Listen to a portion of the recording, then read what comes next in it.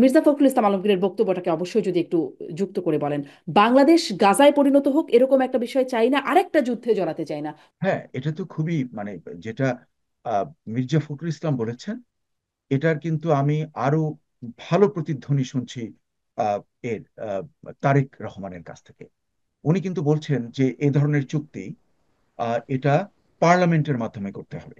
এটা এটা এরকম একটা ইন্টারিম গভর্নমেন্ট যেখানে কোনো ম্যান্ডেট নেই, কোনো মানে মানে যেটা একটা ইন্টারিম, নামই হলো ইন্টারিম, এটা এটা করতে পারে না। কারণ এই ধরনের যে কোনো ট্রিটি, আমরা যদি যুক্তরাষ্ট্রের দিকে তাকাই কিংবা অন্যান্য সব জায়গাতে তাকাই, এতে এক্সিকিউটিভ ব্রাঞ্চ এটাকে ইনিশিয়েট করতে পারে, কিন্তু that has to be ratified in the parliament, পৃথিবীর সমস্ত সভ্য দেশগুলোতে। কাজেই আমি মনে করি যে ডক্টর মোহাম্মদ ইউনূস এটা জানেন। হ্যাঁ, তো এটা জেনেও কেন কেন উনি এই ধরনের ভুল করবেন, এটা আমার কাছে একটু বিস্ময়ের উদ্রেক করেছে। এবং উনি যে জি। লোকটাকে হায়ার করেছেন, যে যে ভদ্রলোক খলিলুর রহমান, আমি তো মনে করেছিলাম যে উনি খুব বিজ্ঞ লোক, এগুলো উনি জানবেন। হুম। কিন্তু উনি যদি জেনেও এটা করেন তাহলে সেটা তো দারুণ অন্যায়।